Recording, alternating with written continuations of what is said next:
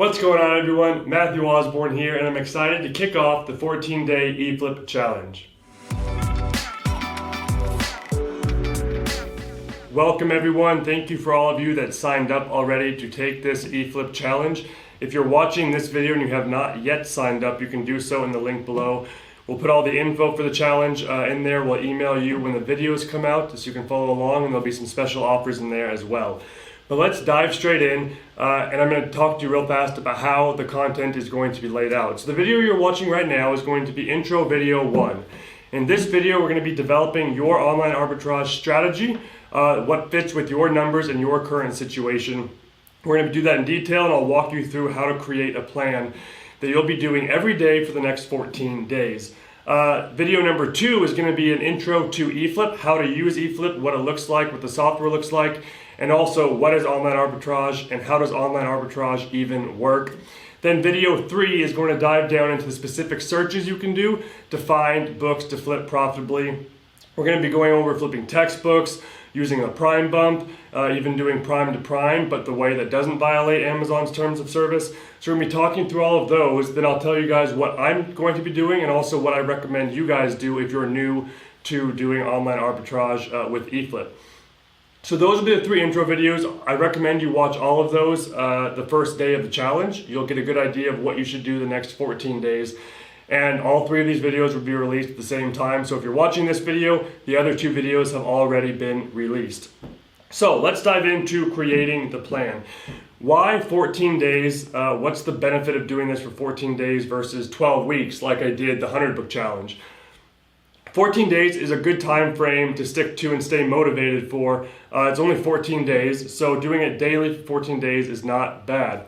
If I were to call it the 12-week challenge and say let's do it daily for 12 weeks, that's a lot harder. A lot more people will fall off the boat. A lot of people will start missing days and they get discouraged and they just stop for the whole rest of the challenge.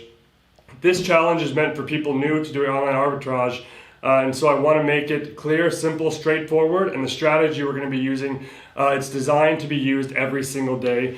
Another benefit of doing 14 days and doing it every single day, rather than spending all your money on one day, once a month, and waiting till the next month to source again, is decision fatigue. If you want to spend $1,000 a month on books and you try and do that all in one sitting on eFLIP, it's very possible, but as time goes on, your decision making is going to go down and down and down. And by the end of the 5 hours you spend on eFLIP trying to spend your entire budget for the month, your decisions start getting worse, you start getting less picky with what you're choosing. So spending smaller amounts of time, say 10 minutes or maybe 15 minutes a day, your decision making is going to be better. You can be a little pickier about what you choose to take back, and you can make sure every single book fits the criteria that we set up in your plan. We'll do in just a second. So that's why it's 14 days. I highly recommend you guys stick to the 14 days and try and do it every single day. It should only take 10 to 15 minutes. The more capital you're spending, the longer it's going to take. So if you're trying to spend $4,000 in 14 days time, you're going to have to spend more time finding those books because of course you're going to be able to buy more books versus if your budget is $200 for the next 14 days. So we'll talk about budgets in just a moment. But everything we do for this challenge and how we create your plan is going to be based off of the capital you have to spend. One of the biggest differentiating factors between retail arbitrage and online arbitrage is the limiting factor that retail arbitrage is going to take you a long time. It's going to be more limiting on your time. It depends on how much time you have to spend. It takes time to drive out, to scan through all the duds, to pick the ones you want, bring them back home. That's going to take time, and you're going to be more limited by the amount you can spend each day.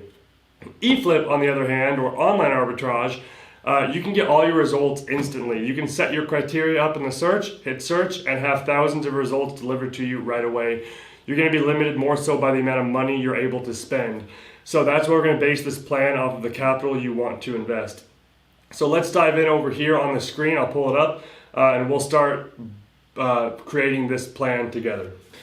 Okay, so I'm going to lay out 3 potential plans that might fit your current situation. You can adjust any of these numbers to fit exactly. These are just 3 different ideas of what it could look like. So let's do low, medium, and high as far as capital you have to invest.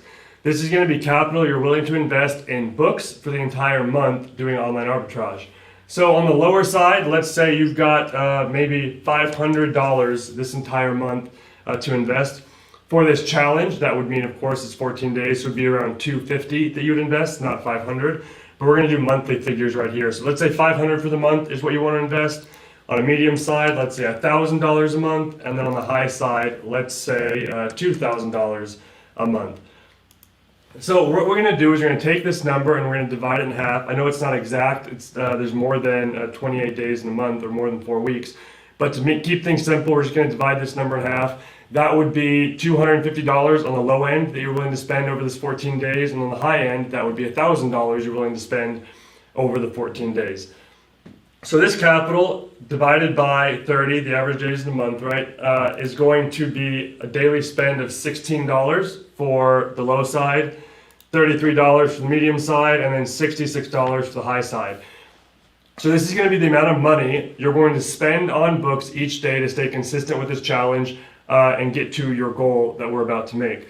So the number 16 for the low side is going to be very easy to hit. You can probably hit that every single day in about 5 minutes of time, even being pickier with what you're selecting.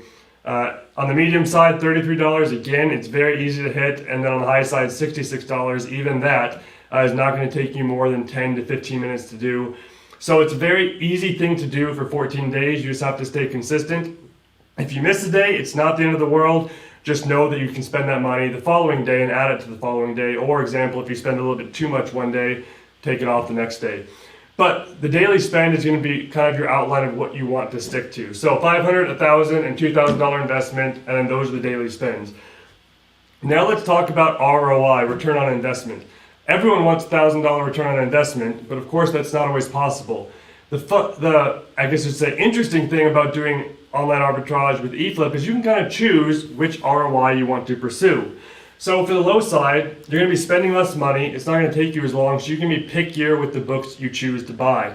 So you can have a higher ROI you're trying to hit, and you can still hit that because you can be a little pickier with what you choose. You're not buying as much. So for this example, let's say you want 100% ROI. 100% is very possible with eFLIP. There's a lot of books that hit the 100% criteria, and there's even ones that hit higher than that. I purchased a book 2 weeks ago that I made over 250% on just from doing it on eFLIP. So 100% is not unheard of. You can find books and you can do this successfully every day, having a goal of 100% ROI. So lower capital, less time, you want to have a higher ROI. As capital goes up, you want to bring your ROI you're shooting for it down a little bit because you're going to have to find more books. And the lower the ROI percentage you go, the more books you'll be able to find. So let's say, just for the sake of argument, the medium plan is going to be 75% you're shooting for. And if you're on the higher side, let's say you're shooting for a 50% ROI. Now, the number of books you're able to find between these two, actually let's jump down here. Let me scroll down right here. We're going to say all the way up to 100% on this part right here and then down to 50% on this part right here. There's pros and cons to each. So the pro of doing 100% ROI is there's actually less risk. Okay, if you shoot for something that's 100% and let's say the price drops, you're not in huge trouble because even if the price drops in half, you're still hitting 50% return on investment. You're not losing money. So you might not hit exactly what you want, but it's less risky because you'll still get most likely a return on your investment either way. So less risky. And one of the first cons down here is it's going to take more time, right? One of the other pros is higher reward, right?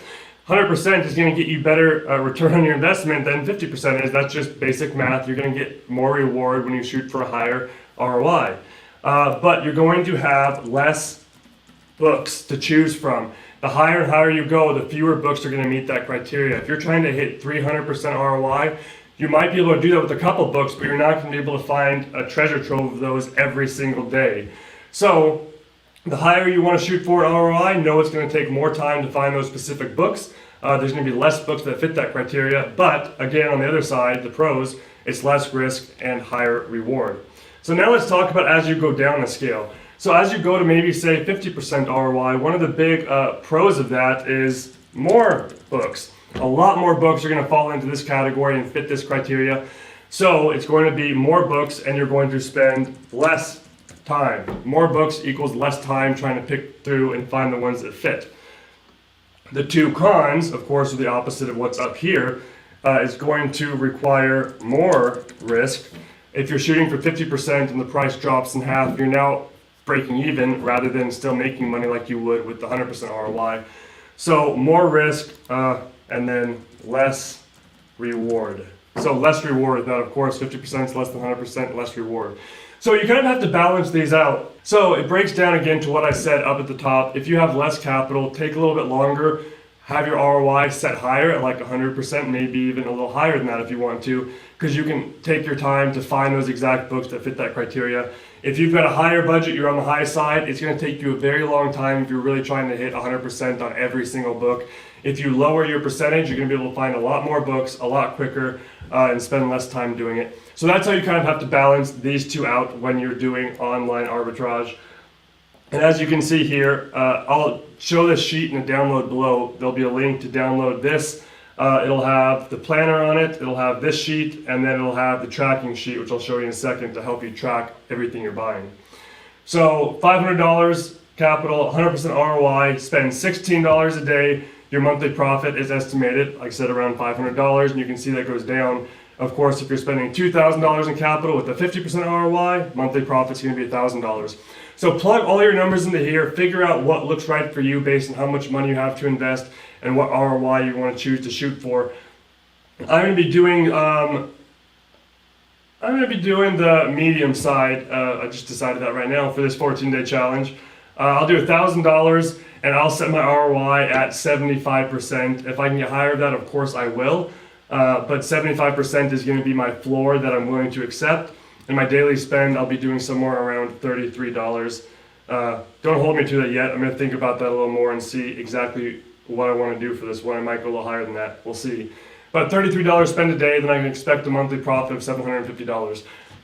These are not breakthrough numbers, as you guys probably know. You're going to look at that and say $500 a month. This is a starting point, and this is to be consistent. If you did this every single month for a year, you're going to have $6,000, even just doing the lower side right there. $6,000 is a lot of money. That's a couple of vacations. That could pay off a lot of debt. That could be a good addition to your savings. So don't, just because these numbers aren't crazy high, I guess I shouldn't say, just because these numbers aren't crazy high, doesn't mean you shouldn't do it. It's a great place to start, and once you get this foundation, you can build off of it, reinvest that capital, and raise it so you can start making more money every single month.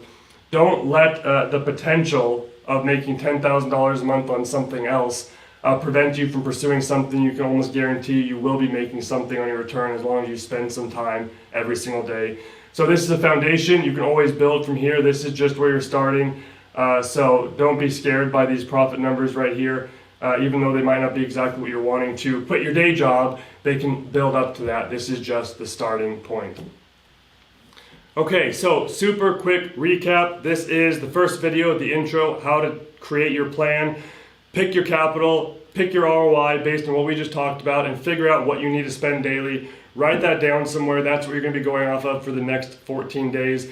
Download the sheet below if you want to type in your numbers to this exact thing I did right here. You can type your numbers and make a plan that works for you. Keep that plan set aside and then go on to video 2, which you'll see linked to in just a second, for how to use eFLIP, eFLIP 101 type training. And then again on to video 3, which will show you exactly what type of searches you can do to make money through online arbitrage. Thank you guys for being here, and go head over to video 2.